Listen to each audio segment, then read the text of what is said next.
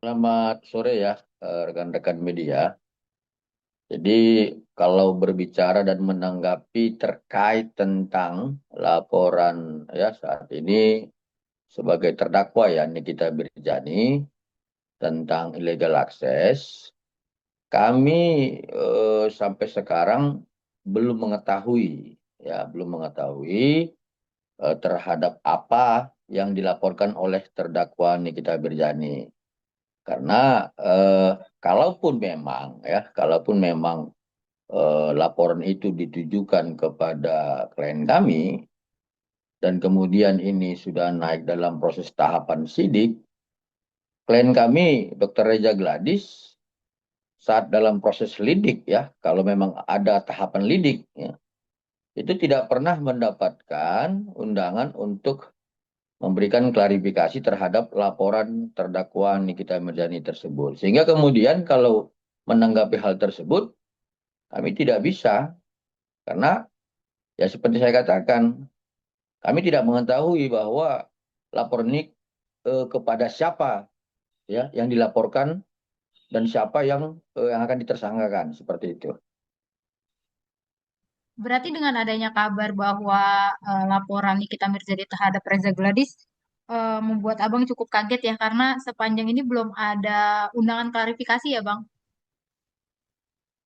Ya, kami tidak kaget gitu. Ya, kami tidak kaget dan tidak perlu heran karena begini, kalau berbicara tentang konstruksi hukum, kita kan tidak boleh terlampau menjustifikasi sebuah proses bahwa ini sudah menentukan sebuah peristiwa pidana, kemudian akan ada tersangkanya seseorang dengan inisial Syanu begitu. Jadi kalau dengan konstruksi yang kami maksudkan adalah proses dalam tahapan lidik itu harus berdasarkan Perkap 6 2019. Yang kemudian di dalam Perkap 6 2019 dan masuk juga dalam KUHP yang baru, seharusnya klien kami itu kan harus mendapatkan undangan untuk memberikan klarifikasi. Sehingga kemudian setelah kami mengetahui bahwa klien kami ini tidak mendapatkan undangan terhadap itu, kenapa kami harus kaget dan kenapa kami harus heran gitu. Karena menurut kami ini bukan hal yang mengkhawatirkan. Ya, jadi kalau berbicara soal illegal access ya, saya boleh kasih ilustrasi. Ini kan seperti zaman dahulu kami ya, seperti film India yang berulang-ulang gitu. Ya, jadi tidak bosan-bosannya seseorang itu mencoba untuk memutar film India itu, padahal film yang dimaksud itu sudah sering ditonton dan memang menurut kami bahwa laporan itu tidak akan mengarah kepada pembuktian. Itu yang pertama. Nah, yang kedua, tentang kalau memang illegal access yang dimaksudkan adalah tentang rekaman yang diajukan oleh klien kami dalam proses laporannya kepada terdakwa Nikita Mirzani, saya perlu sampaikan begini,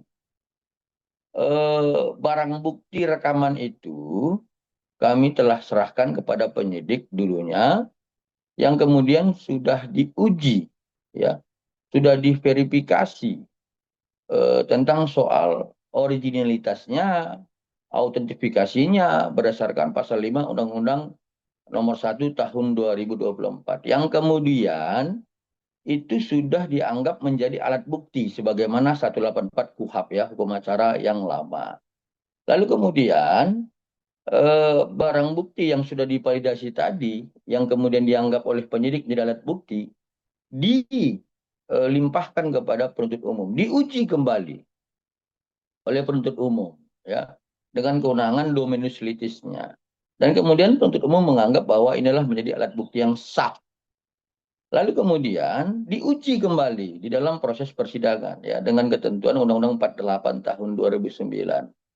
Nah, kemudian dinyatakan dalam putusan 362 dan 363 bahwa rekaman yang awalnya adalah barang bukti yang dianggap sekarang illegal access, yang diulang-ulang tadi saya anggap seperti film India, dinyatakan ya oleh majelis hakim tingkat pertama judis fakti dan tingkat banding judis fakti adalah merupakan alat bukti yang sah ya. Kenapa?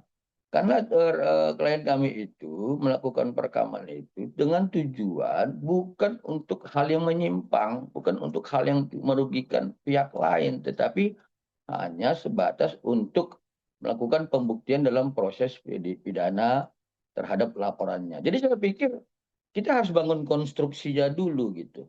Ya, setelah konstruksinya kita bangun, kemudian kita masukkan penerapan pasalnya, kita lihat unsurnya, lalu kita masukkan tahapan-tahapan formilnya.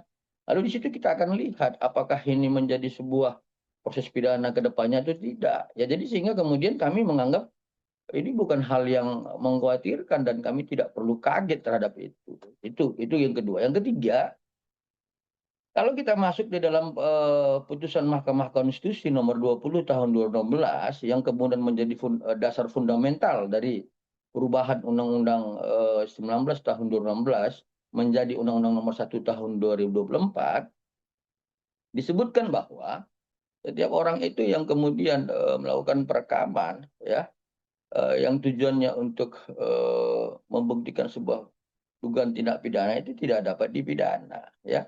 Dan itu kemudian menjadi sebuah adopsi dalam KUHP yang baru, yaitu disebutkan dalam pasal 258 di ayat 3. Jadi kalau kemudian kita sudah mampu melakukan penerapan konstruksi hukumnya, kami tidak akan kaget gitu, ya. Kami menganggap bahwa proses-proses tahapan yang dilakukan oleh pihak penyidik itu nantinya harusnya berdasarkan ketentuan hukum normatif, ya, dogma-dogma hukum, ius constitutum, dan kemudian bisalah dikatakan nanti di proses peristiwa pidana. Tapi kalau tidak berdasarkan konstruksi hukum yang benar, saya pikir ini hal yang tidak dapat dibenarkan, ya. Tapi kalau dilakukan dengan proses yang benar, ya, dan dibangun dengan konstruksi hukum yang benar, saya yakin ini bukan merupakan peristiwa pidana. Sehingga kemudian saya bisa ulangi, kami tidak perlu kaget dan kami tidak perlu khawatir terhadap itu. Demikian.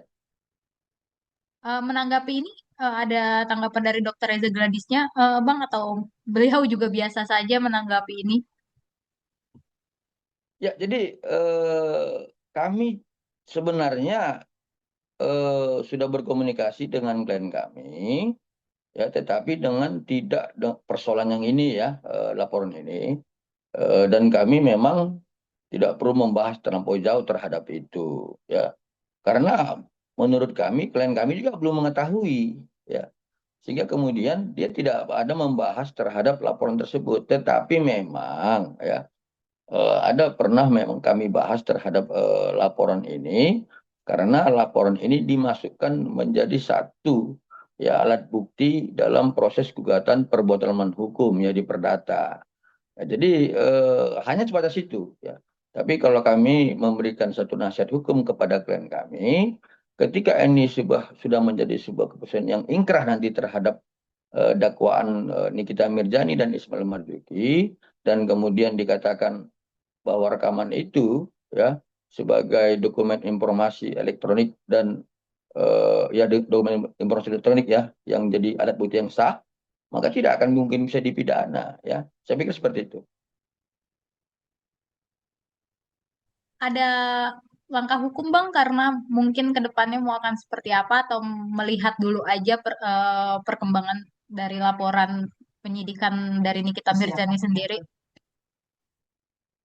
Ya, langkah hukum akan kami lakukan, ya, ketika misalkan nanti klien kami itu satu, ya, secara ketentuan hukum normatif, ya, ius constitutum, asas legalitas, ya, pasti ketika misalkan nanti ada undangan, ya, tapi tidak, kalau memang ini dalam sudah naik proses sidik, pasti tentunya ini tidak lagi undangan, ya, pasti dia akan mendapatkan surat panggilan, misalnya seperti itu.